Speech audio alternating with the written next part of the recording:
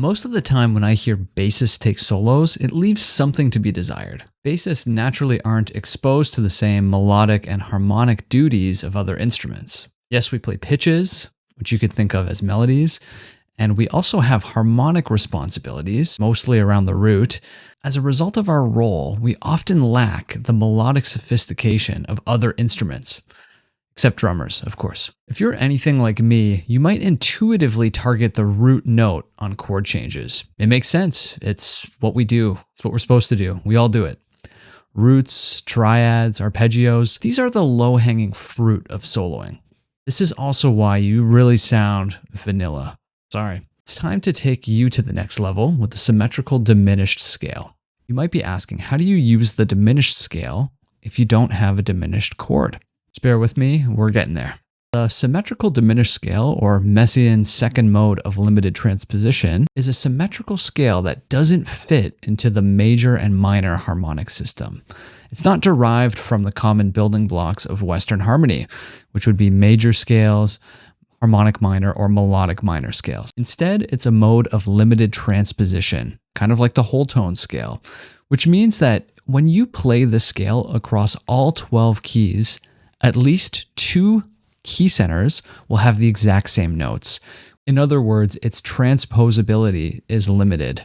Let's look at the construction of the symmetrical diminished scale, otherwise known as the half-whole diminished or whole half diminished, depending on which note you start on. We're going to look at the half-whole diminished scale. You have the root, the flat 2, the flat 3, the major 3, the flat 5, the perfect 5th, the major 6th, and the flat 7. This combination of intervals actually repeats 4 times. So in other words, there are only 3 unique symmetrical diminished scales, and each symmetrical diminished scale is actually 4 possible symmetrical diminished scales. Hopefully that's making sense. This goes back to the limited transposability of the half-whole diminished scale. So let's get back on track. How does the symmetrical diminished scale work on a dominant 7 chord? You may be aware that a dominant functioning, keyword dominant functioning, dominant 7 chord is usually fair game when it comes to spicing it up with tension notes.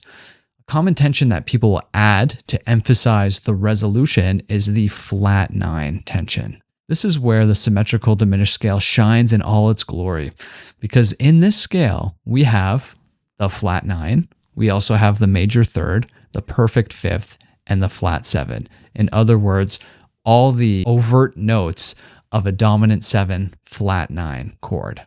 But I have to warn you, this isn't an invitation to simply recite the scale over 5/7 chords or dominant 7 chords.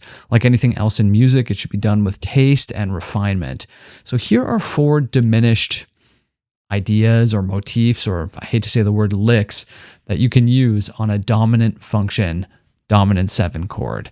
But it has to be a dominant functioning dominant 7 chord. If you'd like to access the PDF, I have it available on my Patreon page. This is a perfect time for my shameless plug.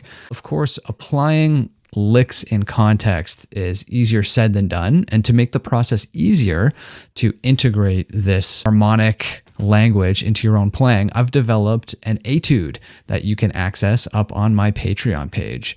You could treat it sort of like a transcription. It's a way to practice some unconventional fingerings and also to apply these diminished motifs in context in a way that sounds natural and soloistic. This is going to help you sound more like a pianist or a saxophone player than a bass player. We want to spice up that melodic language. So come join me on Patreon if you'd like. I do have free memberships available, but the biggest bargain, I would say, is the early bird special $1 a month. I still have a few of these left. If you'd like to join me, you have access to all of my premium PDFs and exclusive videos for just $1 a month. I don't expect them to last long. I also have some top tier memberships available, and those include a 1-hour monthly bass lesson. So if you'd like to really take your musicianship to the next level and work on your double bass technique and get together some of this harmonic sophistication, you can do so with me there. Join me on Patreon. All right, now let's get to it.